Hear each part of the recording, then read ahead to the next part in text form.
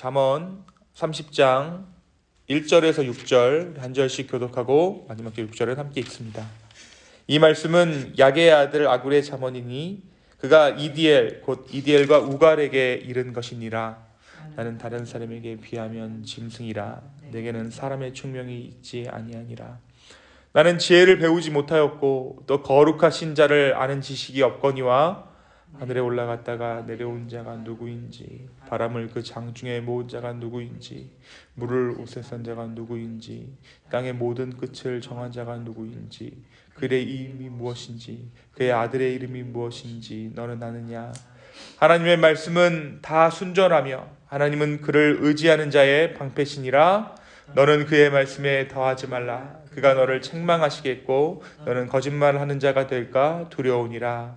아멘.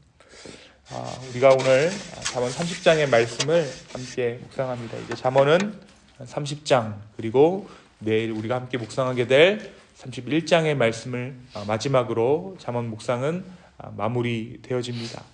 우리가 어제 잠언 29장의 말씀을 묵상하면서 목이 곧은 자가 어떠한 사람인가에 대해서 함께 나누었어요. 잠언이 말하는 목이 곧은 자, 성경이 말하는 목이 곧은 자란 훈련을 받지 않은 사람, 다시 말해 훈련이 필요한 사람을 의미하는 것이라고 우리가 어제 말씀을 통해 함께 배웠습니다. 또한 하나님께서 이 목이 곧은 자를 어떻게 훈련하시는가? 이 목이 곧은 자를 훈련시키시는 도구는 다름 아닌 여러 사람들을 통한 조언, 여러 사람들을 통한 책망임을 우리는 어제 말씀, 잠언 29장의 말씀을 통해 알 수 있었습니다. 그런데 악인들은, 지혜롭지 않은 자들은 이 책망을 고집지 않는다라고 기록하고 있습니다.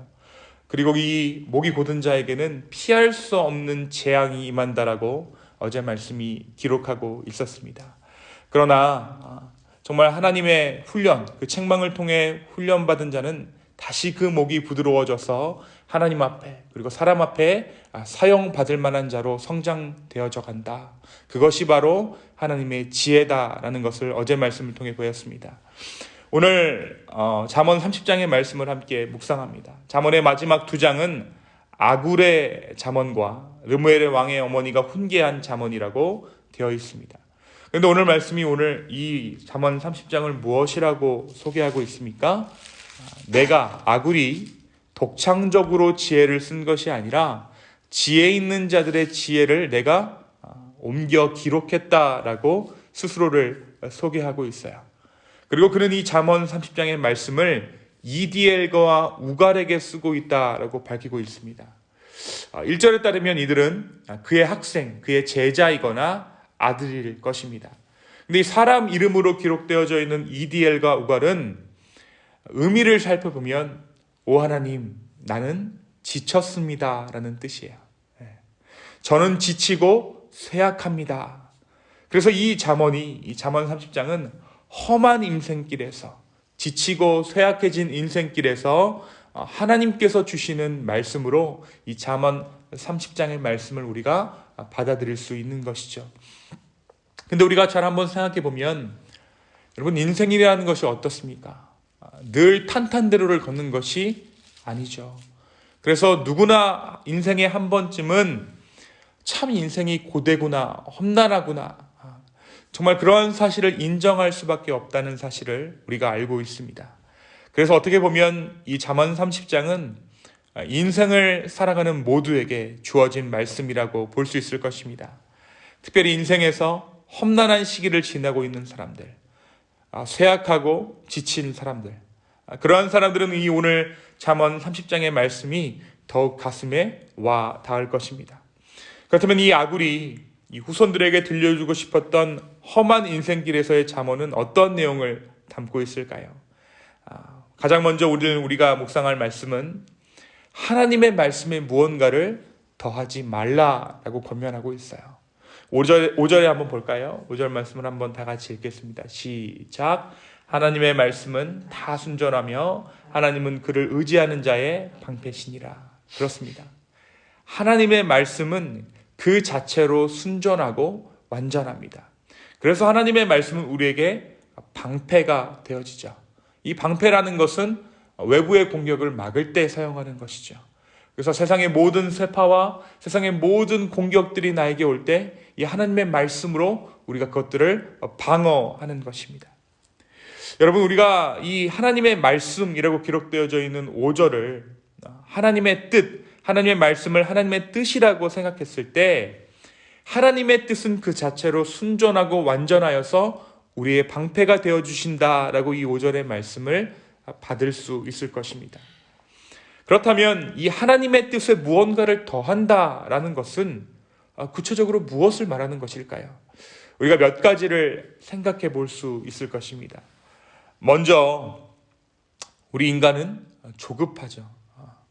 하나님은 하나님의 방법으로 하나님의 뜻을 이루시지만, 그래서 하나님의 시간표대로 이 모든 것들을 진행해 나가시지만 우리 인간들은 그 하나님의 뜻을, 하나님의 시간표를 온전히 신뢰하지 못합니다. 우리가 조급하기 때문에. 특별히 우리의 마음이 왜 조급해집니까? 인생이라는 것이 한정이 있기 때문에. 내 마음대로 내 수명을 어느 때까지다, 내가 정말 사람처럼 사는 것은 몇 살까지다 라는 것을 정해두고 우리의 마음이 나이가 먹을수록 계속해서 조급해지는 것 같아요. 특별히 인스턴트한 세대를 살고 있는 우리들은 즉시로 무언가가 응답되지 않으면 사람의 방법들을 동원하기 시작합니다. 그런데 참 안타까운 사실 한 가지는 사람의 방법을 동원한 그 일이 처음에는 그럴싸하게 진행된다는 것이죠. 사람의 지혜와 사람의 인맥과 사람의 돈과 사람의 그 무엇을 하나님의 뜻에 더해서 진행하는 그 일이 처음에는 그럴싸하게 진행됩니다. 하지만 어떻습니까? 우리가 주변을 통해서 또는 직접적인 경험을 통해 알 수 있듯이 사람의 방법을 더한 그 일은 결코 하나님의 열매를 맺을 수 없습니다. 다시 말해 구원을 이룰 수 없다라는 거예요. 그래서 우리는 하나님의 뜻이 온전히 이루어지는 경험이 우리의 삶 가운데 반드시 필요합니다.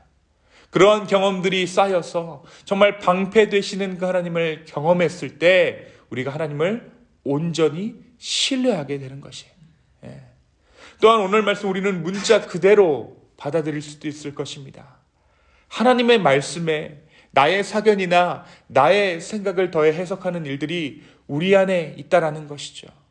특별히 이 마지막 때에 여러분, 말씀도 가려드려야 합니다. 정말 수많은 말씀들이 우리 주변에 널려 있지만 우리가 홍수 가운데 먹을 물 없다라는 말이 있듯이 그 수많은 말씀 가운데 우리가 가려 먹어야 하는, 가려 마셔야 하는 하나님의 말씀이 있다라는 것이죠. 그런데 이 두 가지의 경우 모두, 그러니까 하나님의 방법에 인간의 방법을 더하는 것, 그리고 하나님의 말씀을 나의 생각과 나의 소견대로 해석하는 일 모두 근본적인 원인이 있어요. 그 근본적인 원인은 인간의 어리석음에 있다라는 것을 오늘 말씀이 우리에게 말해주고 있는 거예요.